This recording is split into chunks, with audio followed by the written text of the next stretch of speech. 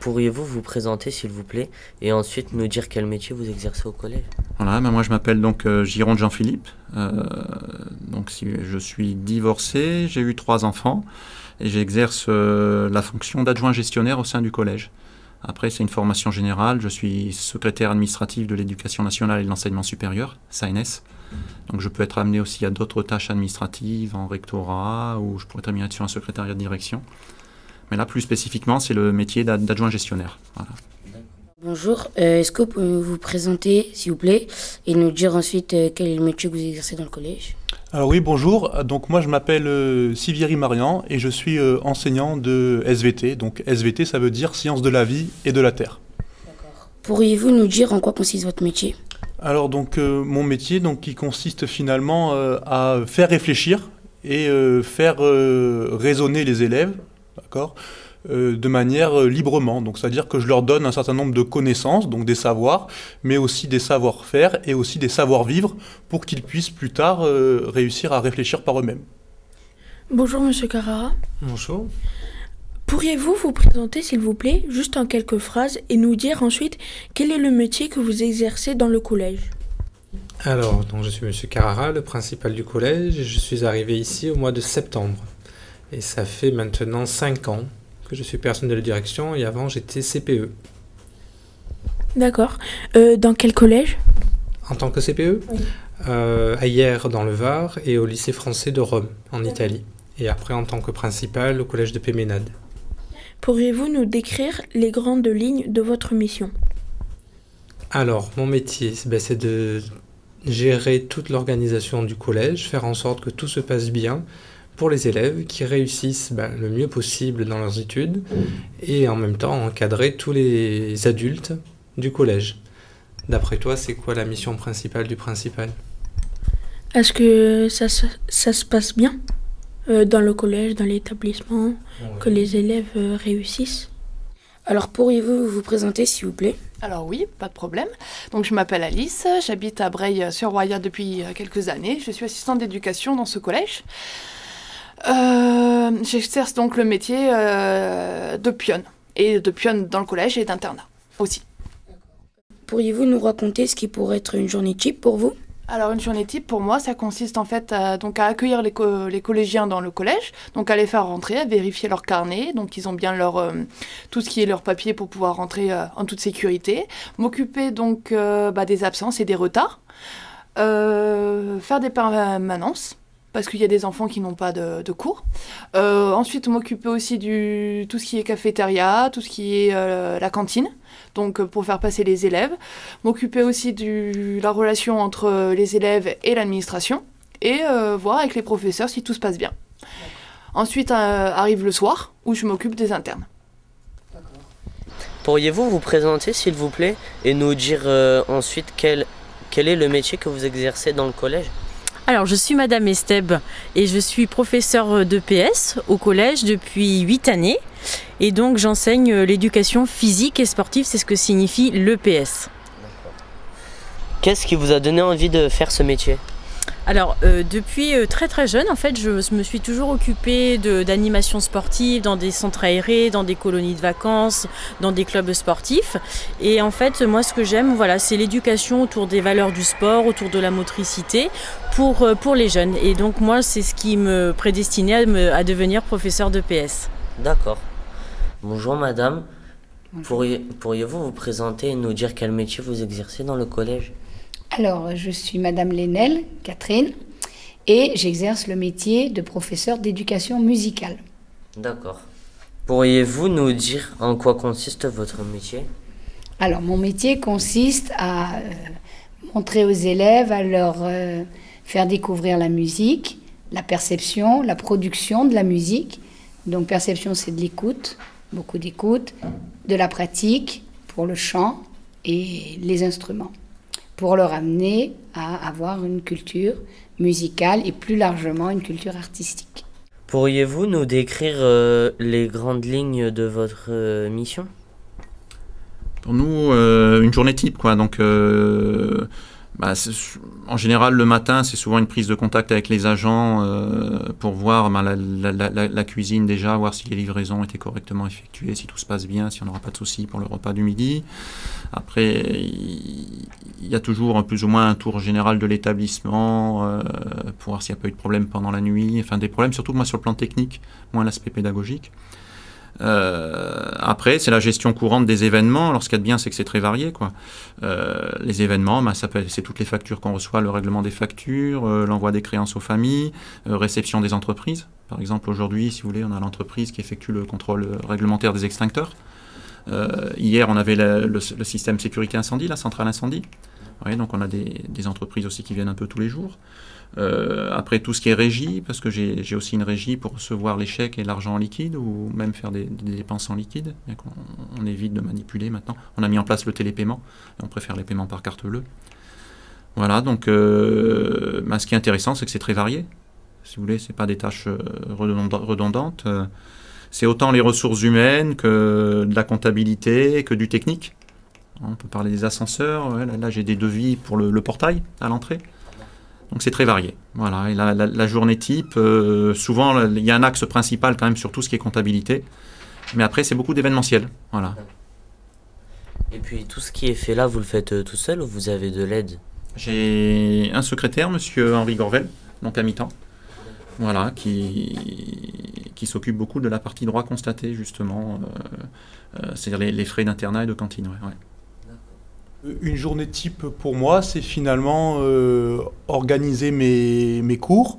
Donc finalement, c'est aussi faire l'appel et c'est arriver en classe avec mon matériel, ma salle de travaux pratiques préparée et avec l'ensemble des cours disponibles pour tous les élèves.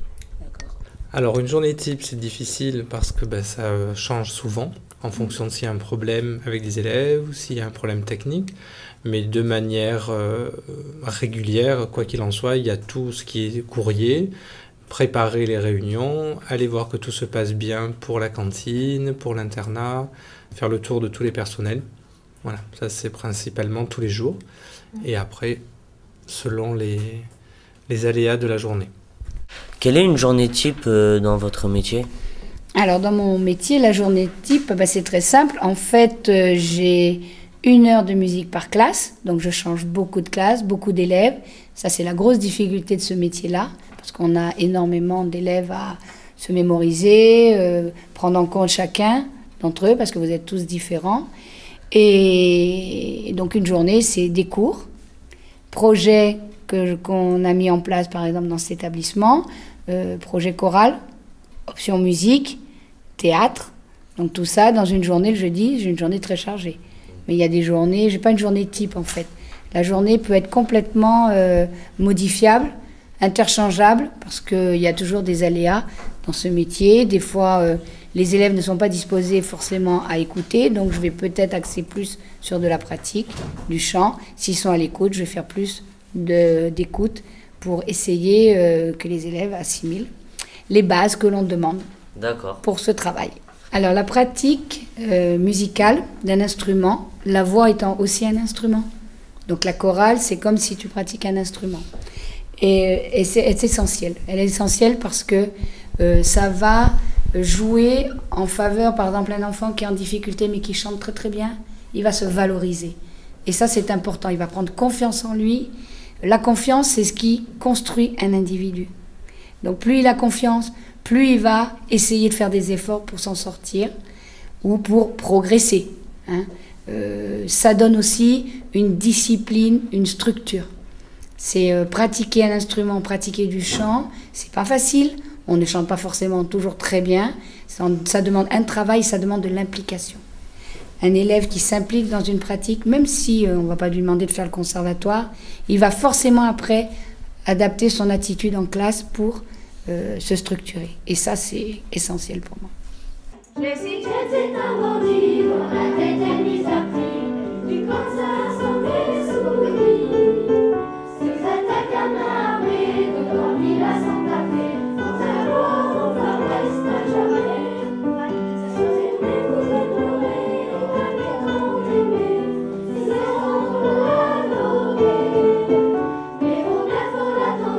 Dans son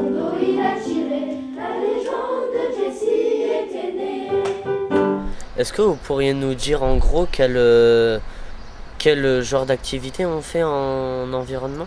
Alors, dans l'option environnement montagne, en fait, le calendrier autour de l'année se découpe autour des activités liées à la randonnée, à la course d'orientation, au canoë-kayak et au ski de fond l'hiver.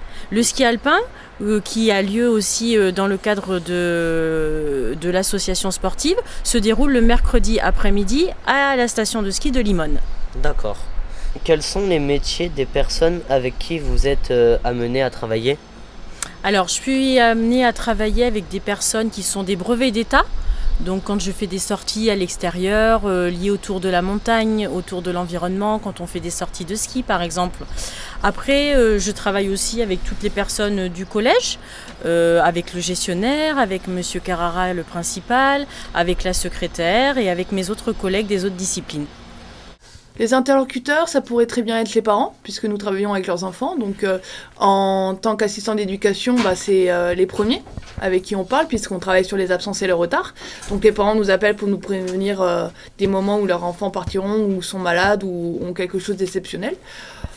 Ensuite, à part les parents, il reste quand même les personnes liées au collège, quoi.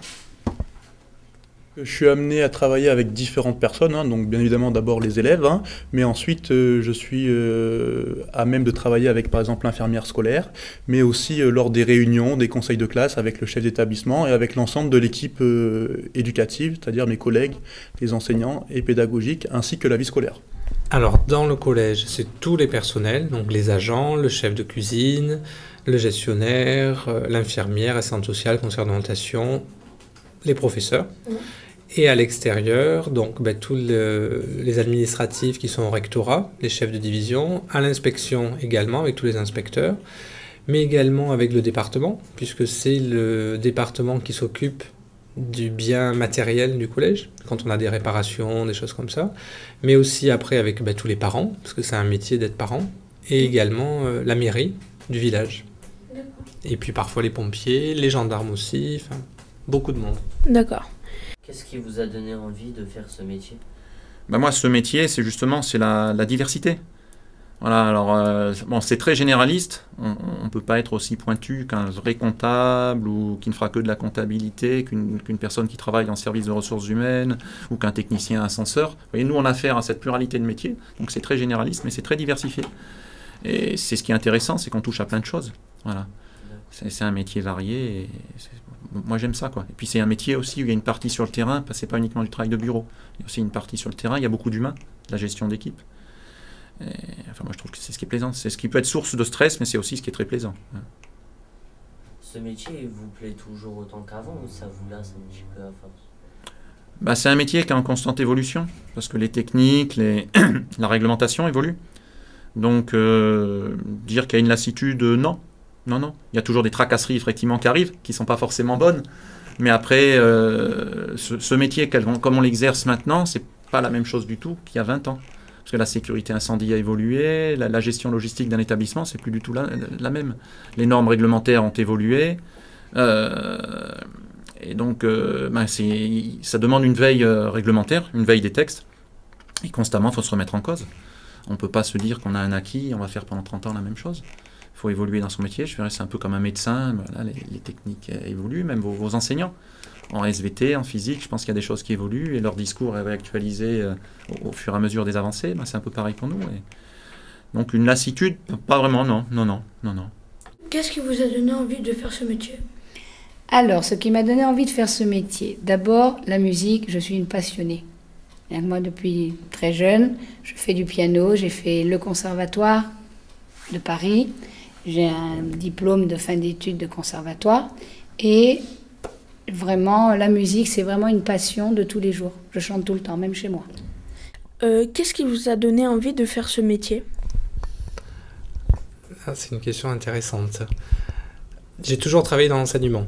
Professeur, CPE et maintenant chef d'établissement. Pourquoi? Parce que j'avais envie d'avoir encore plus de part dans la prise de responsabilité, dans le choix de ce qu'on me proposait aux élèves. Puis pouvoir un petit peu décider et emmener les élèves le plus loin possible. Ce qui m'a donné envie de faire ce métier, c'est qu'à l'époque où j'étais élève comme toi, j'avais des enseignants qui étaient passionnants et passionnés par ce qu'ils faisaient, certains. Hein. Et donc du coup, ça m'a donné envie finalement de faire ce métier. Quelles sont les qualités requises pour exercer votre métier? Alors il faut avoir beaucoup de patience envers les jeunes pour leur apprendre, parce qu'il y a beaucoup de répétitions pour faire apprendre le mouvement, pour faire apprendre des fiches d'observation, des rôles sociaux. Et puis il faut vouloir aimer, accompagner et vouloir faire progresser les jeunes et les enfants. Savoir manager des équipes, être à l'écoute. Voilà, je dirais que c'est le point le plus important, parce que tout ce qui est technique, on peut l'apprendre, on peut toujours se former. Le management, c'est quelque chose qui demande beaucoup de qualités intrinsèques. C'est pas forcément lié au niveau d'études, vous voyez. Parce que dans votre réussite professionnelle, il y a le niveau d'études, effectivement, qui vous permettra de réussir, mais il y a toutes les qualités intrinsèques d'une personne. En termes de management, en termes de disponibilité, en termes de prise de responsabilité aussi. Et tout ça, c'est des choses qu'on développe, que le milieu scolaire ne développe pas forcément. Et ces qualités sont importantes dans le métier de gestionnaire, très importantes. Voilà. D'accord. Quelles sont les qualités requises pour exercer votre métier? Alors, les qualités pour exercer ce métier, c'est la patience, l'écoute, la disponibilité, l'énergie et vraiment vouloir transmettre, ça c'est le plus important, la passion, pour transmettre ce que l'on aime et que les autres puissent assimiler. Merci. Je repasse le micro à Adrien. Alors j'ai une grosse capacité d'adaptation. Ça vient du fait que je m'énerve pas très facilement. J'ai beaucoup de patience, je prends beaucoup sur moi parce que les élèves ne sont pas toujours faciles. Beaucoup sont perturbateurs. Donc l'adaptation, elle vient en fonction. Voilà, moi, je ne suis pas pour des punitions violentes ni exemplaires parce que ce n'est pas le but. J'essaye de faire venir à moi les élèves, d'adapter. Si ça ne se passe pas bien, il faut que je trouve une solution. Du coup, pour vous, une exclusion de cours, ce n'est pas forcément adapté? Non, quand j'exclus, c'est que vraiment l'élève va être trop perturbateur, mais je l'exclus avec un travail. Je l'exclus avec quelque chose qui va avoir un rapport avec la musique, toujours. Déjà, il faut être très patient, diplomate, et en même temps juste, ferme avec les élèves, avec tout le monde, très responsable. Quelles études avez-vous faites pour faire ce métier? Quel diplôme faut-il avoir? Alors, il faut d'abord être un professeur, ou professeur des écoles, ou CPE, enfin, être dans l'éducation nationale depuis au moins 5 ans. Donc avant d'être CPE, j'ai fait des études de philosophie. Et après CPE, et au bout de 10 ans, en tant que CPE, j'ai passé le concours pour être personnel de direction. Et on commence d'abord comme principal adjoint, et après comme principal. Pour faire ce métier, j'ai fait un baccalauréat général, j'ai fait une terminale scientifique. Ensuite, je me suis orienté vers la faculté de sciences, et j'ai fait 5 années là-bas, donc j'ai un bac plus 5. Et donc j'ai présenté lors de ma 4e année le CAPES. Donc CAPES, ça veut dire certificat d'aptitude au professorat dans l'enseignement du second degré. Et donc ensuite, suite à ça, j'ai eu 1 an de professeur stagiaire. Et à la fin de ces 1 an, donc 4 ans plus 1 an, j'ai été titulaire et donc j'ai pu être enseignant. Voilà. Moi, je suis donc un cadre de catégorie B. Donc le niveau de recrutement, c'est le bac. Bon, moi, j'ai fait un bac scientifique à l'époque, la série S actuelle. J'ai fait le bac C, après j'ai fait une maths sup. Après, je suis à l'éducation nationale que depuis 10 ans. Donc j'ai suivi d'autres voies et je suis rentré donc, par concours à l'éducation nationale. Et pour être cadre de catégorie B dans l'administration, le bac suffit. Ouais, le bac suffit. Alors les études pour travailler dans un collège en éducation musicale, c'est pas que faire le conservatoire de musique. Ça ne suffit pas, il faut faire des études de musicologie. Donc à la faculté, il faut avoir, moi à mon époque c'était la licence, maintenant c'est le master de musicologie, puisque c'est une formation complète qui permet à la fois d'apprendre l'histoire de la musique et à la fois de faire des créations, travailler sur des projets musicaux, pour que les élèves puissent faire des projets. Alors personnellement, j'ai fait aucune étude pour faire ce métier. Il a suffi d'avoir le bac pour qu'on comprenne. À la base, moi je travaille dans tout ce qui est le monde du graphisme. Mais pour des raisons personnelles, j'ai fait ce choix-là. Quelles difficultés rencontrez-vous dans ce métier? Des difficultés, alors sur la réussite des élèves, quand eux vraiment ne veulent pas qu'on les aide. Ça, c'est un problème. Les difficultés, on va dire, c'est surtout des difficultés d'apprentissage face aux élèves. Et donc, c'est vraiment gérer au quotidien les difficultés des élèves. C'est-à-dire comment transmettre une notion, finalement, à un élève qui a du mal à comprendre, par exemple, une consigne ou qui a du mal à comprendre une notion. Comment reformuler, comment faire pour que, finalement, l'élève arrive à la retenir. D'accord. Pour arriver à faire tout ça, il faut apprendre ses leçons, forcément. Alors bien évidemment, de la part des élèves, il y a un certain travail à faire. Hein. Pour retenir les choses, il faut que les élèves en amont aient un minimum de connaissances sur le sujet, effectivement. Les difficultés, elles sont d'ordre, souvent c'est des difficultés financières, des projets qu'on voudrait faire, qu'on n'a pas forcément l'argent derrière. C'est les contraintes financières finalement, parce qu'on tient un budget, c'est un budget prévisionnel. Bon, un exemple par exemple, c'est la cantine. La cantine, il y a une contribution de l'argent de la cantine qui est reversée pour le fonctionnement du collège, donc pour les factures d'électricité, d'eau.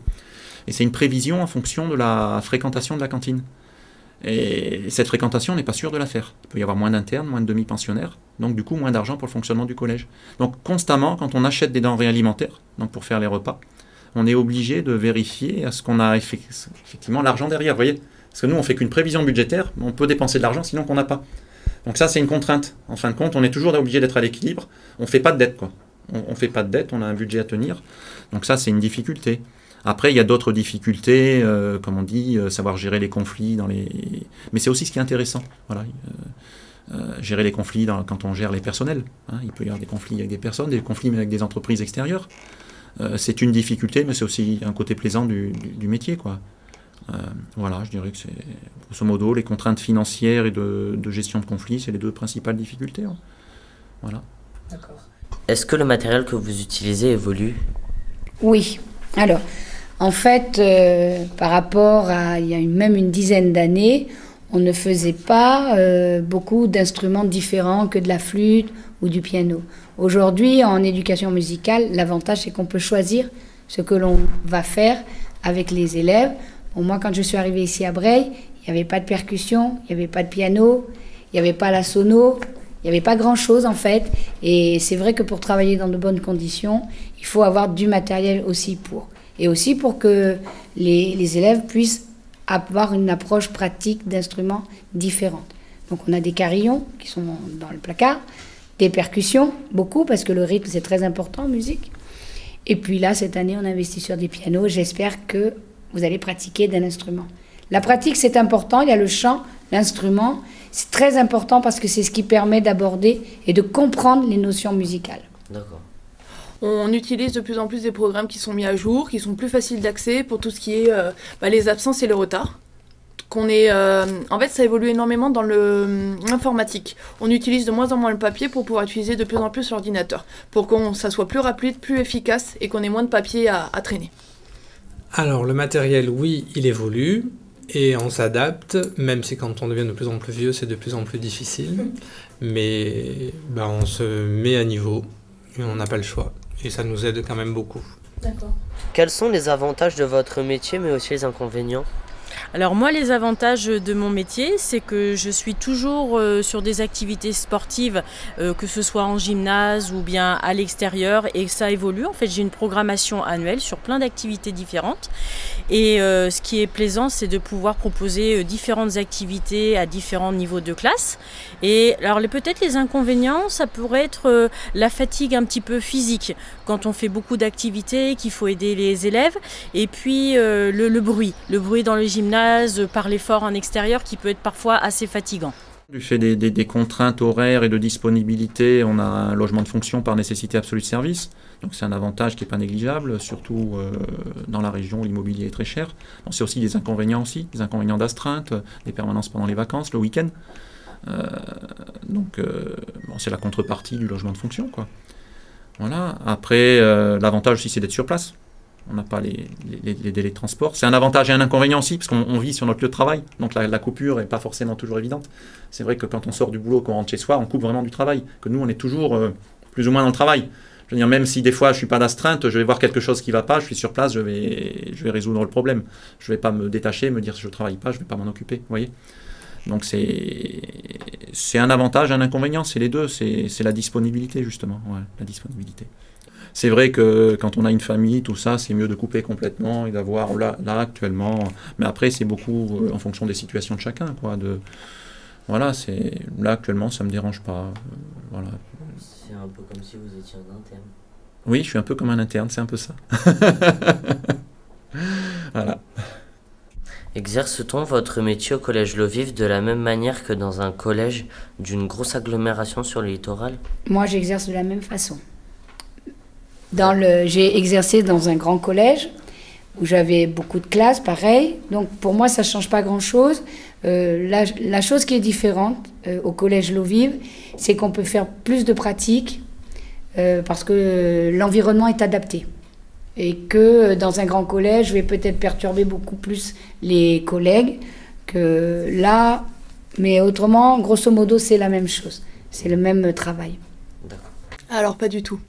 Moi, pour avoir déjà travaillé dans un lycée de 1000 élèves, donc en fait, on se retrouve avec beaucoup plus de monde, beaucoup plus de classes, beaucoup plus d'AED.